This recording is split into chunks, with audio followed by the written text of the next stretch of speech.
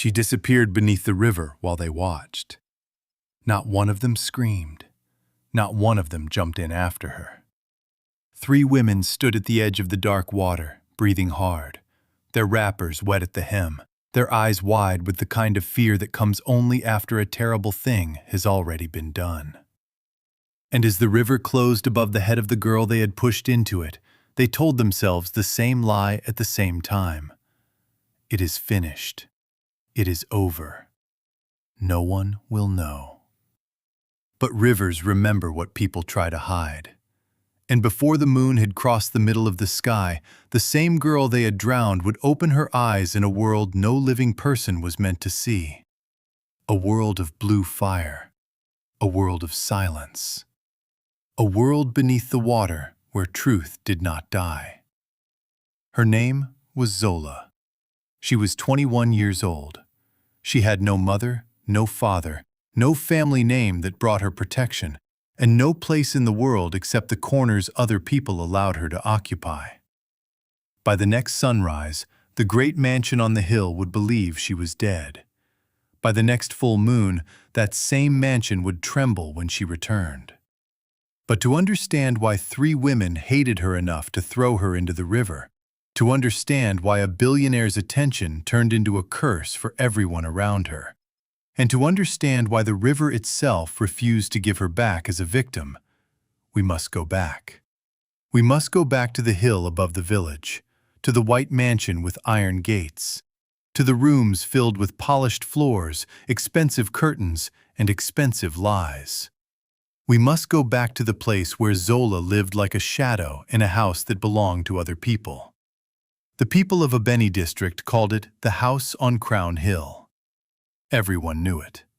A mansion of 3 floors and wide balconies built by a man named Tunde Afolayan, the richest businessman in the region.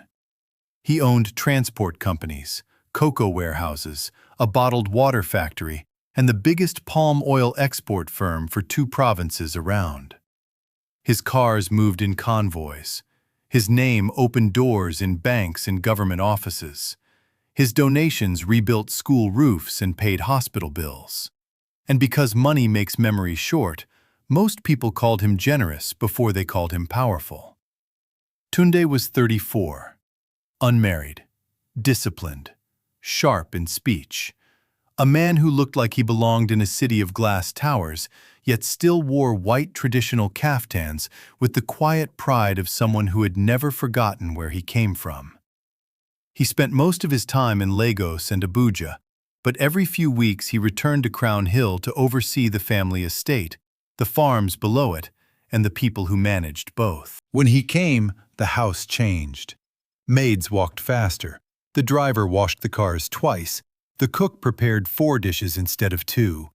The house manager spoke in a softer voice. And the women who dreamed of becoming Mrs. Afolayan found reasons to visit. Zola was never one of those women. She was only the maid who mopped the upstairs hallway before dawn, the one who cleaned guest rooms after weddings and burials, the one who ironed pillowcases no one noticed and folded table napkins no one thanked her for folding.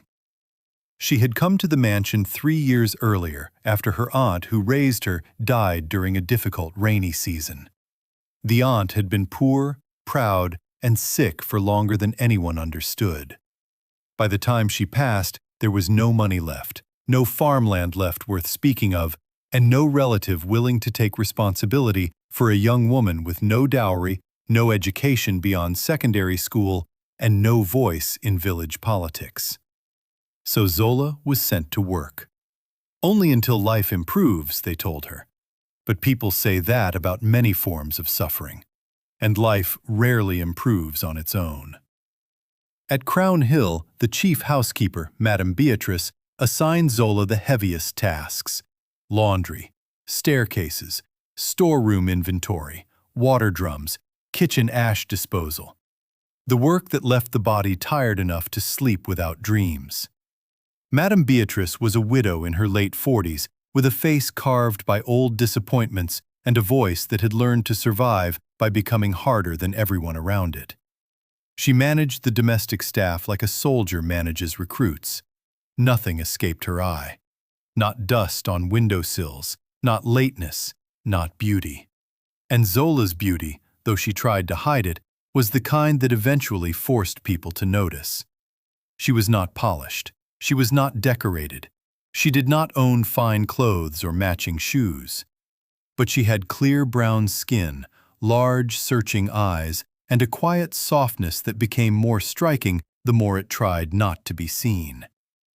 There were two other maids who worked closely under Beatrice, Nkem and Sade. Nkem was quick-tongued, suspicious, and always listening at doors. Sade was quieter, but more dangerous because she never said cruel things until she knew exactly where to place them. Together, they had spent years understanding the small politics of the mansion. Who was favored, who was blamed, who might one day rise. And when Tunde Afolayan came home that Harmattan season and noticed Zola for the first time, all three women felt something cold move through their chests. But that moment did not come immediately. It began with nothing more than a broken plate. One Thursday morning, Zola was carrying breakfast trays to the upper veranda. The sky was pale gold. Workers were already moving below in the compound. Somewhere near the eastern garden, a radio played old highlife music. As she turned past the long corridor, one tray slipped. A porcelain plate hit the ground and shattered. The sound cracked through the morning like a gunshot. Zola froze. From the study doorway, Tunde looked up. Madame Beatrice came running before Zola could kneel. "What have you done?" she hissed. "I'm sorry, madam," Zola whispered. "Sorry does not buy imported china." Beatrice slapped her. Hard. The tray clattered from Zola's hands. Nkem and Sade appeared almost instantly, drawn not by concern, but by opportunity. And because humiliation becomes sweeter for cruel people when it has witnesses, Beatrice ordered Zola to kneel among the broken pieces while she shouted at her in the corridor like she was shouting at an animal. Tunde saw all of it. He stepped out from the study in silence. At first, Beatrice did not notice him. When she did, she changed her tone so quickly it was almost graceful. "Sir," she said, "the girl was careless." Tunde looked at Zola. There was a thin line of blood across one finger where the porcelain had cut her. She kept her head lowered, not dramatic, not pleading, just lowered. "How much is the plate?" Tunde asked. Beatrice blinked. "Sir?" "The plate," he repeated. "How much?" "It is not about the money, sir. It is discipline." "How much?" She named a number. Tunde took out his wallet, placed more than enough cash on the nearest side table, and said, "Then the plate is paid for. No one in this house kneels over broken glass again." The corridor went still. Beatrice said nothing. Nkem looked at Sade. Sade looked at the floor. Zola finally raised her eyes, for only a second, but that second was enough. Because something passed between her and Tunde that neither of them understood yet. Recognition, perhaps, or the first warning of trouble. From that day onward, Tunde noticed more. He noticed that the tea served in the evening tasted better when Zola prepared it. He noticed that the library remained cleaner when she dusted it. He noticed that she moved through the house without gossip, without flattery, without the desperate cleverness people often perform around wealthy men. And Zola noticed him too. Not because she wanted anything from him, but because kindness, when it enters a life that has known very little of it, becomes difficult to ignore. Their first real conversation happened in the back garden near sunset. Zola was hanging queen tablecloths on a line when Tunde came down the stone path with his phone in one hand and a tiredness in his face he probably believed no one could see. He stopped when he saw her. "You're the girl from the corridor," he said. "Yes, sir." "What is your name?" "Zola." He nodded. Then, after a brief pause, "Did your finger heal?" She looked at him, surprised. "Yes, sir." A rich man remembering the injury of a maid was not something Zola had been taught to expect. He noticed her surprise and almost smiled. "What?" "Nothing, sir." "You can say it." She hesitated, then said, "Most people do not ask." Tunde looked away toward the orange sky above the palms. Most people are busy. Zola answered before she could stop herself. Busy is not the same as kind. He turned back to her at once. There was no disrespect in her tone, only truth. And truth, when spoken plainly to powerful people, either angers them or interests them. For Tunde, it did both. After that, he found reasons to speak with her. Small reasons, harmless reasons. He asked who arranged the flowers in the downstairs hall. Zola had. He asked who made the ginger drink during New Year preparations. Zola had. He asked why the old mango tree behind the servant quarters was covered with strips of blue cloth. Zola said the older village women tied them there as prayers for children who had died too young. Tunde stood quiet for a long moment after that. Then he asked gently, "Did you tie one?" Zola nodded. "For my mother." That was the first time he understood that the softness in her eyes was not weakness. It was grief that had learned how to stand upright. The mansion noticed the change before either of them admitted there was a change. Tunde began asking specifically for Zola to bring tea when he worked late. He once asked the cook to let her prepare pepper soup because, as he put it, the last one was the only soup in this house with any honesty in it. He walked slower when he passed her in the garden. He listened when she spoke. And in wealthy houses, attention is never a private event. It is a currency. And the moment people think it is moving towards someone unexpected, they begin calculating how to stop it. Madame Beatrice started by increasing Zola's workload, then by accusing her of carelessness she had not committed. Then by moving her sleeping space from the small indoor servants' room to a storage annex behind the laundry area where geckos clung to the walls and rainwater sometimes crept across the floor in the night. Nkem began spreading whispers in the market that Zola was trying to trap the master, that she stared too long.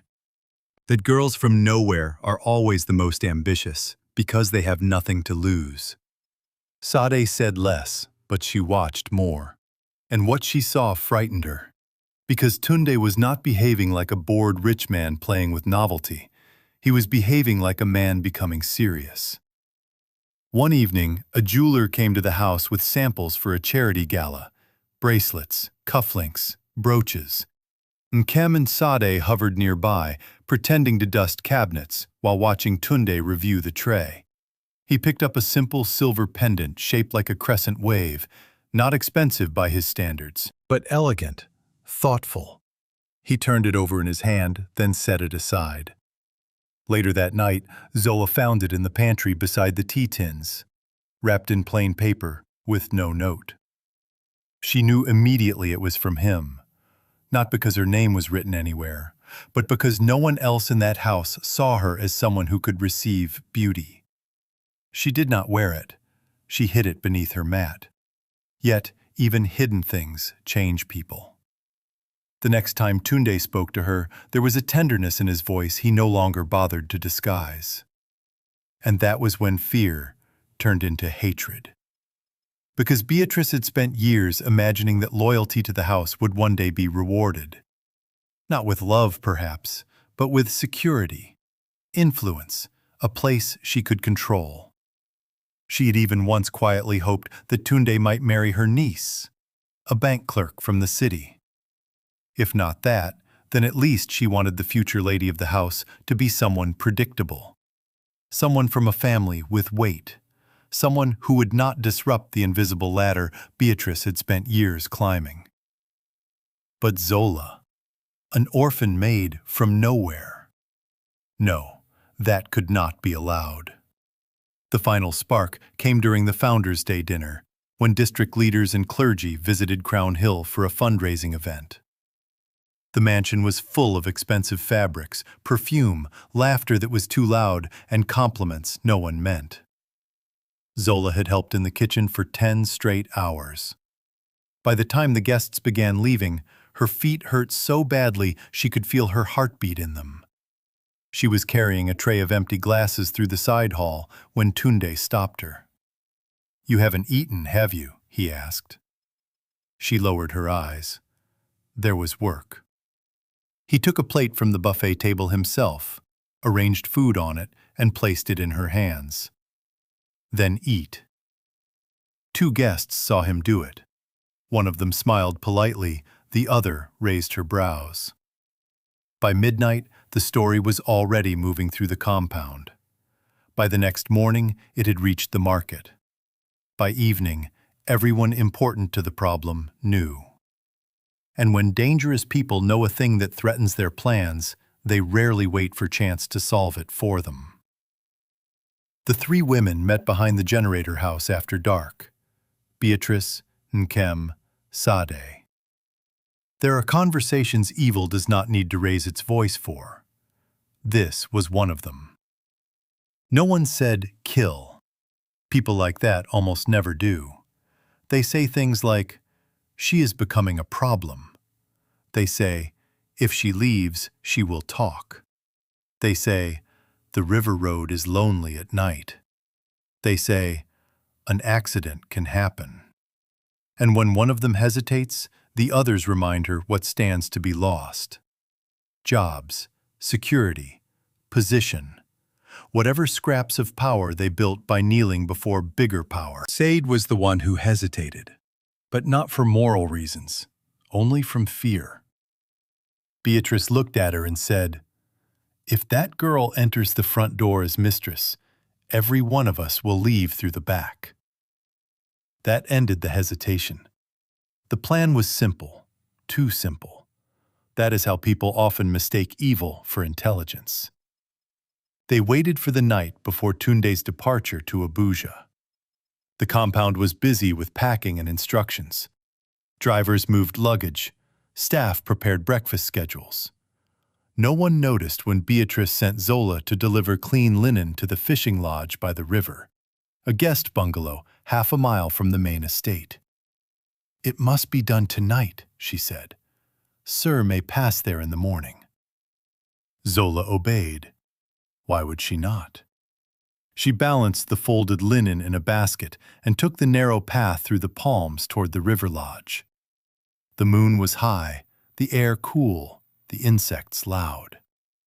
Halfway there, she heard footsteps behind her, then voices. Before she could turn fully, Nkem grabbed her arm. The basket fell. Sade seized the other side. Beatrice stepped in front of her. For one terrible second, no one moved. Zola looked from one face to another and understood more quickly than fear should have allowed. "Madam," she whispered. Beatrice's face was already hard enough to live with. What she was about to do. "You should have stayed where people put you." Then they dragged her. Zola fought. Of course she fought. Every living thing fights when death becomes visible.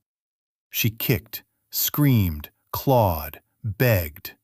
But the path was empty and the river louder than her voice. At the bank, Nkem slipped and almost fell. Sade cried quickly, and together they pushed Zola into the black water. She hit the surface once, came up gasping, reached toward the bank. A hand struck her fingers away with a branch. Then the current caught her. Cold river, dark sky, water in the lungs, moonlight breaking apart. And then, nothing. Nothing, that is, the living world could recognize. When Zola opened her eyes again, she was not choking. She was breathing, or something like breathing.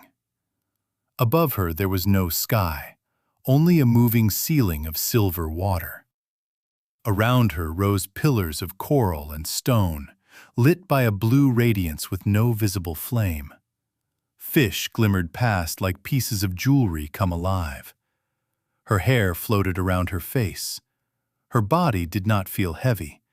It felt suspended inside a dream that had chosen not to end. In the distance, drums echoed faintly, as if coming through layers of earth and memory. Then she saw the women. Not human women, river women. Tall, luminous, wrapped in fabrics that moved like current. Their eyes shone white-blue. At their center sat a figure upon a throne of polished shell and black stone. Ancient, beautiful, terrible. The River Mother. Zola did not know her name, because names like that are not taught openly in churches or schools. But her spirit knew what her mind did not. She tried to kneel. The River Mother lifted one hand. "You have knelt enough on land," she said. Her voice was soft, yet the whole water world answered it. Zola began to cry then, not from fear, not entirely, but from the exhaustion of someone who had finally reached a place where pretending to be strong was no longer required. "I am dead," she whispered. "No," said the River Mother. "You were rejected. The river does not confuse the two." Zola trembled. "Why am I here?" "Because injustice thrown into water arrives at my door." The River Mother descended from the throne. As she came closer, Zola saw that the old spirit's face held both age and youth, mercy and storm, grief and judgment. "They pushed you into my body," she said, "and they believed silence would follow." She touched Zola's forehead with one glowing finger. At once, Zola saw everything. Her mother tying blue cloth at the mango tree, her aunt selling her last wrappers to pay school fees, Beatrice counting wages while resenting every face younger than her own, Nkem stealing money from shopping budgets and blaming other maids, Sade weeping alone after years of choosing survival over conscience, Tunde, as a boy, watching his own mother die after warning servants were ignored because the powerful were busy. And beneath all of it, a thread of old river covenant through Zola's bloodline, something forgotten by the living, but not by the water. The River Mother stepped back. "You were not brought here only to survive," she said. "You were brought here because return is sometimes a kind of judgment." Blue light began to circle Zola's hands. The water hummed.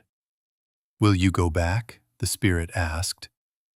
Zola, still trembling, whispered, "To what?" "To truth," said the River Mother, "and to the cost of it. There are offers that sound like gifts until you understand they are burdens.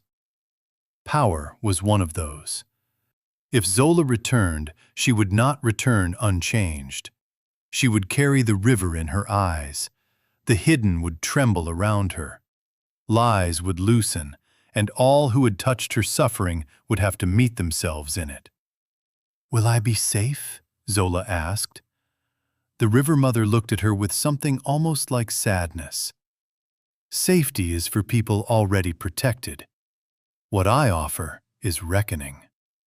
Then Zola lifted her chin, and for the first time in her life, no one standing above her could decide who she was. "Yes," she said. The River Mother smiled, not kindly, not cruelly, but like a law of nature accepting its place. "When dawn breaks," she said, "the house on the hill will begin to remember what it has done." Back at Crown Hill, the news arrived before sunrise.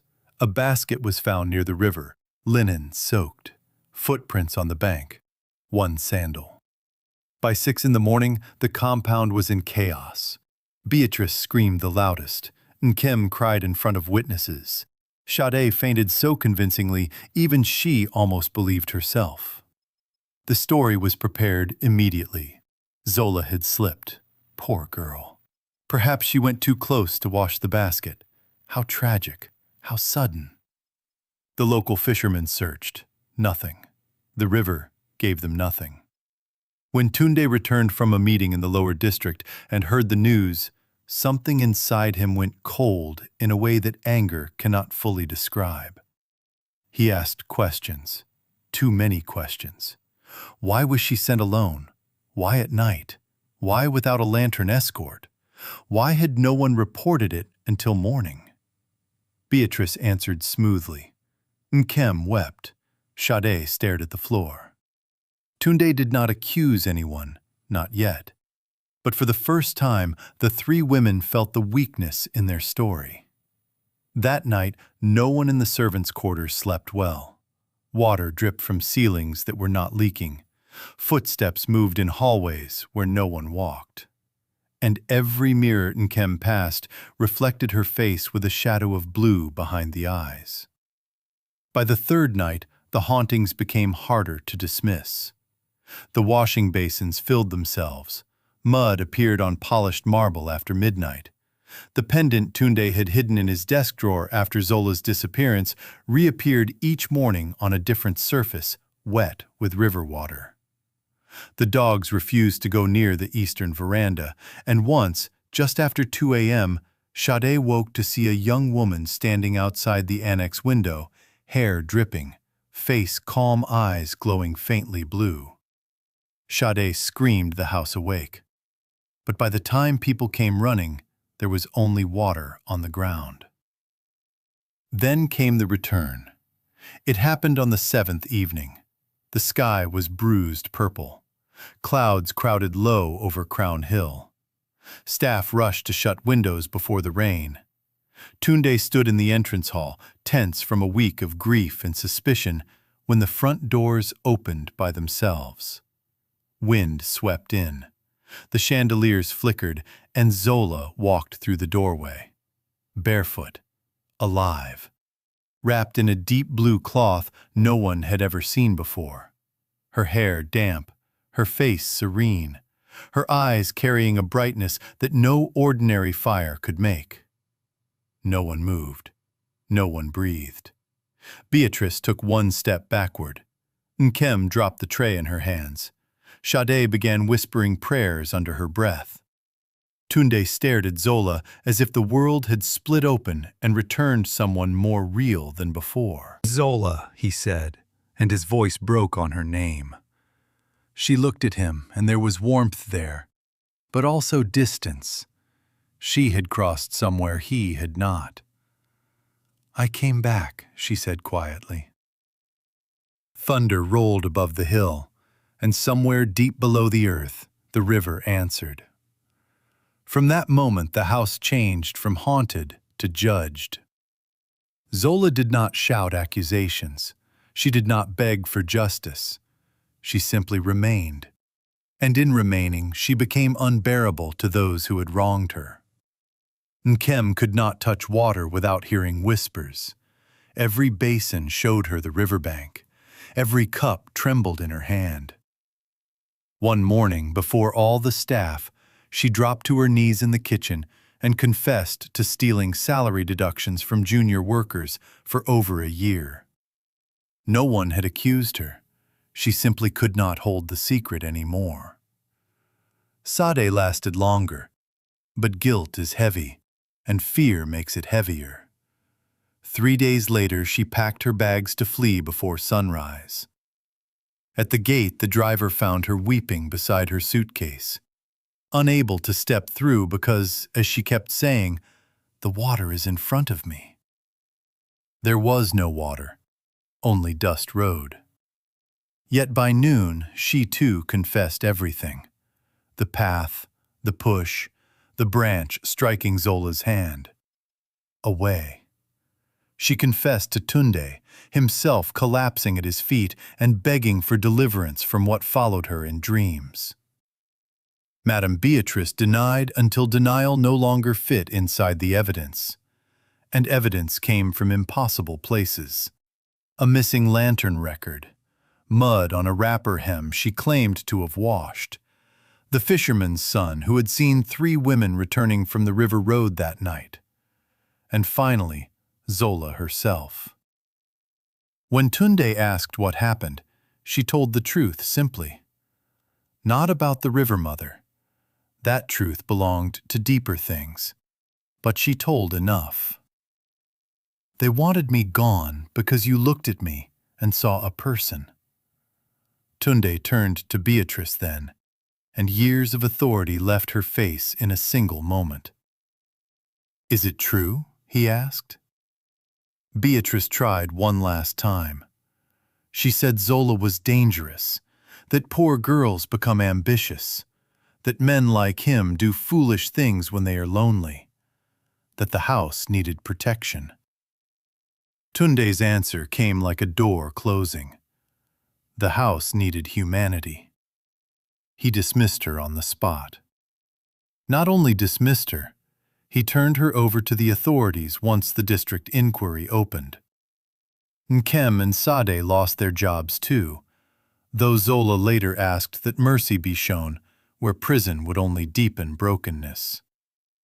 That was the first sign that she had returned with power, but not cruelty.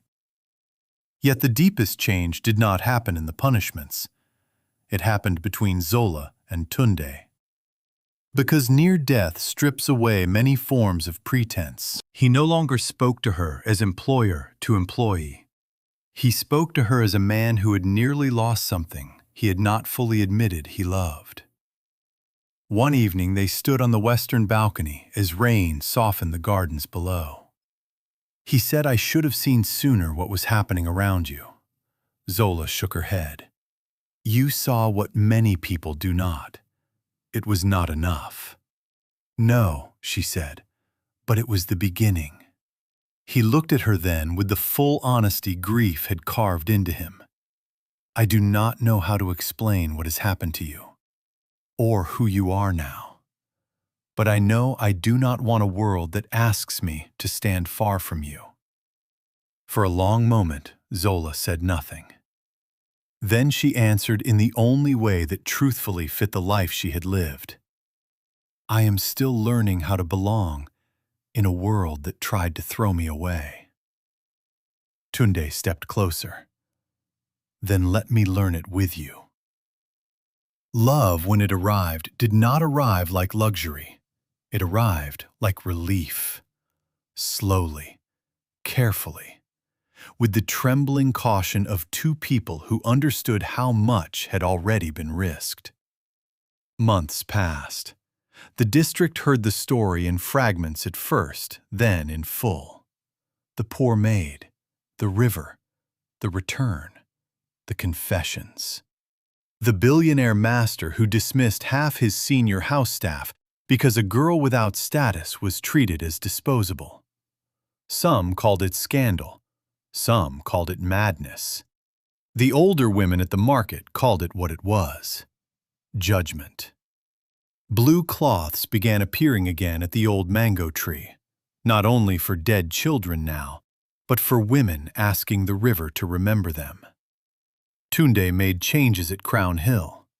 All domestic staff received contracts, rest hours, and direct salary records. A grievance box was installed where workers could complain without passing through the house manager. The annex where Zola once slept was demolished. A proper staff residence was built in its place. And because transformation is most real when it touches others besides the one who suffered, Zola used her new influence to create a foundation for orphaned girls in the district. School fees, trade training, emergency shelter. Women brought their daughters to Crown Hill now, not to disappear into labor, but to be seen. By the next rainy season, Tunde asked Zola to marry him. He did not do it at a gala, not before cameras, not with musicians hidden in hedges. He asked her at the river, the same river, at dusk, with only wind in the reeds and the first evening star above them. Some people would have feared the place. Zola did not. She stood on the bank where death once opened, and the water moved gently as if listening. Tunde held out no ring at first, only his hands. I almost learned too late that the world becomes poorer when it treats souls like yours as small, he said. I will not learn that lesson twice. Will you let me build a life with you? Zola looked at the river before answering. Perhaps she was listening to memory, perhaps to power, perhaps to the deep place where grief and mercy had met inside her and become something new. Then she smiled. And if the moonlight touched the water more brightly in that moment, Neither of them remarked on it. "Yes," she said. Their wedding became the story of the year. People came from 3 districts, not because the groom was rich, though he was, not because the bride had returned from the edge of death, though she had, but because everyone wanted to witness the ending of a story that should never have begun the way it did. Zola wore blue and silver, not white. Blue like water claiming memory as beauty. The musicians played until midnight. Women danced barefoot in the courtyard. Children laughed and chased each other around lantern stands. And when Zola entered the great hall as wife rather than servant, there were old men in the back wiping their eyes where they thought no one could see. Some endings do not erase the wound. They simply refuse to let the wound be the final word. Years later, the house on Crown Hill was no longer known first for its wealth. It was known for the woman who survived the river, the woman who returned with judgment in her eyes and mercy in her hands, the woman who did not let power make her cruel. And on certain nights, when rain tapped softly against the windows and the staff had all gone to sleep, Tunde would wake and find the silver pendant gleaming faintly on Zola's bedside table, still wet with a single drop of river water. He never asked how it got there. Some mysteries are not meant to be solved, only respected. As for Beatrice, Nkem, and Sade, each carried her own ending. Nkem went back to her mother's village and lived quietly, never able again to laugh at another woman's misfortune without hearing water in her ears. Sade joined a mission school in another town, where she spent the rest of her life caring for abandoned girls with a seriousness that looked very much like repentance. Beatrice, proud even in disgrace, aged quickly after Crown Hill. People say she once passed the riverbank years later and fell to her knees weeping, though no one stood before her. Maybe guilt had finally caught what the law could not hold. Maybe the river had one last lesson to teach. And maybe some places in the world are holier than people admit because they do not forget the cries dropped into them. If there is a lesson in Zola's story, it is not only that evil is punished. Many stories teach that. The deeper lesson is this: never believe that poverty makes a person powerless. Never believe that silence means emptiness. Never believe that the one standing quietly in the corner has no witness in heaven, on earth, or beneath the water. Because what men call small, God may be protecting. What the proud try to bury, truth may be preparing. And what jealous hands throw into darkness may return, carrying the light that exposes them all. The girl they pushed into the river did not come back begging. She came back seen. She came back strong. She came back with judgment for the wicked and shelter for the forgotten. And that is why the mansion on the hill was never the same again. Because once a river gives a wounded woman back to the world no longer has the right to pretend it did not know what it had done.